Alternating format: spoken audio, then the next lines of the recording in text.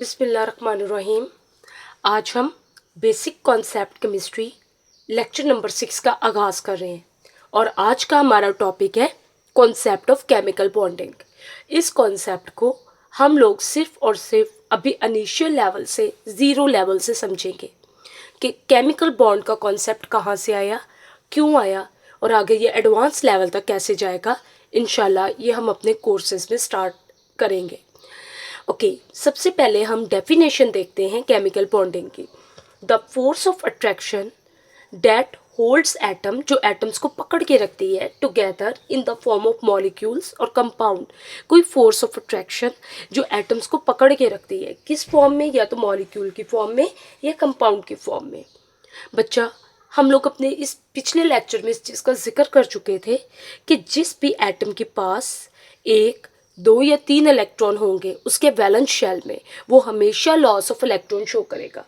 जो भी चीज़ें लॉस ऑफ इलेक्ट्रॉन शो करती हैं, लॉस ऑफ इलेक्ट्रॉन शो करती हैं, नॉन एज मेटल्स, उनको हम क्या बोलते हैं, ये मेटल्स हैं। सिमिलरली हमने कहा था if atom has 5, 6, 7 electrons in its valence shell, then they gain electrons, gain or share electrons, and known as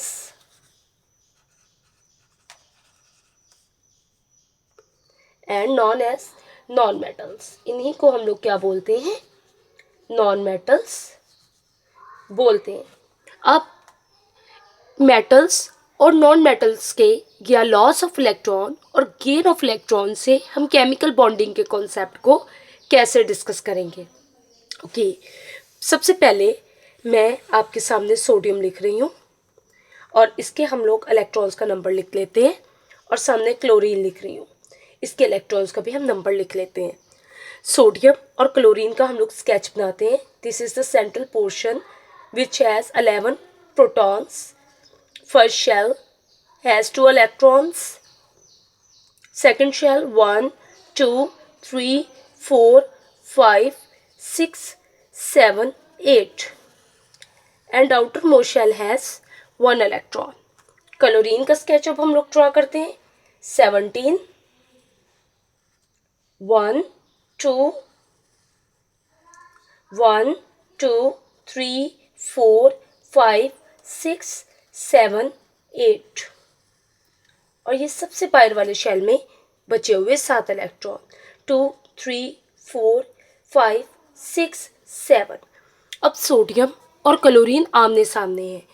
अब एक को ऑक्टेट कंप्लीट करने के लिए एक इलेक्ट्रॉन को रिमूव करना है और दूसरे को ऑक्टेट कंप्लीट करने के लिए उस इलेक्ट्रॉन को गेन करना है। तो जो लॉस कर रहा है और गेन कर रहा है वो क्या है, इलेक्ट्रॉन। एक्चुअली ये फोर्स ऑफ अट्रैक्शन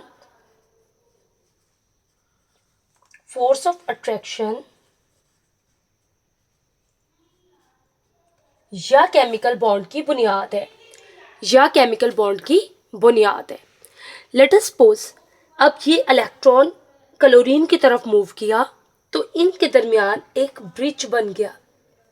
अब ये वो फोर्स ऑफ अट्रैक्शन है जिसने क्या किया, 2 एटम्स को संभाल के रखा है, 2 एटम्स को जोड़ के रखा है। तो Na ने अपना इलेक्ट्रॉन ट्रांसफर किया और क्लोरीन ने वो इलेक्ट्रॉन गेन किया। इट मीन्स डैट इसने लॉस ऑफ इलेक्ट्रॉन शो किया और इसने गेन ऑफ इलेक्ट्रॉन शो किया।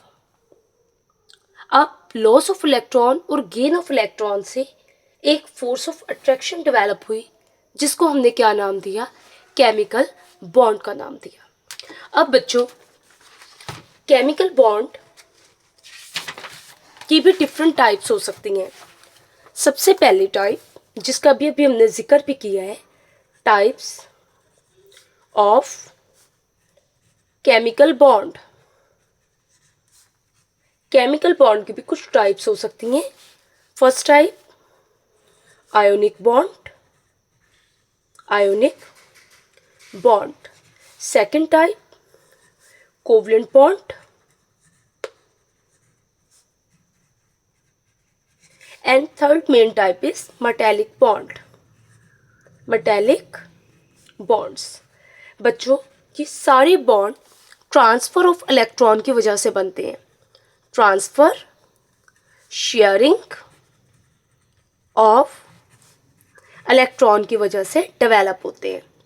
It means that chemical bond किसकी वजह से बन रहा है? इलेक्ट्रॉन की मोशन की वजह से।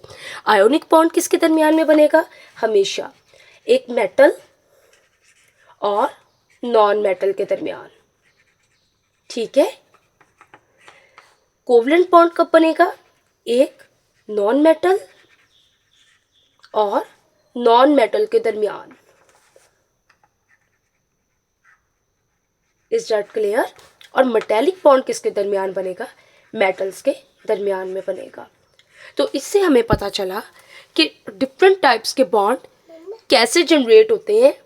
अगर आयोनिक बॉन्ड की बात करेंगे मेटल नॉन मेटल के दरमियान में, अगर कोवलेंट बॉन्ड की बात करेंगे नॉन मेटल और नॉन मेटल के दरमियान में बनेगा, और मेटालिक बॉन्ड की बात करेंगे तो मेटल्स के दरमियान में बनेगा।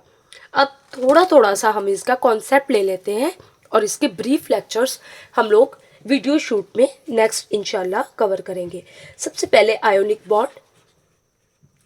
आयोनिक बॉन्ड में बच्चों एक मेटल होना चाहिए और एक नॉन मेटल होना चाहिए सामने। मेटल क्या करेगा? लॉस ऑफ इलेक्ट्रॉन करेगा, और नॉन मेटल क्या करेगा? गेन ऑफ इलेक्ट्रॉन करेगा। अभी अभी हमने एग्जांपल सोडियम की देखी, NaCl की। Is that clear? Na loss of electron कर रहा था और Cl गेन ऑफ इलेक्ट्रॉन कर रहा था। तो सोडियम ने इलेक्ट्रॉन लॉस किया था और क्लोरीन ने इलेक्ट्रॉन गेन किया था। जब कंप्लीट ट्रांसफर ऑफ इलेक्ट्रॉन हो, transfer of electron from metal to non metal,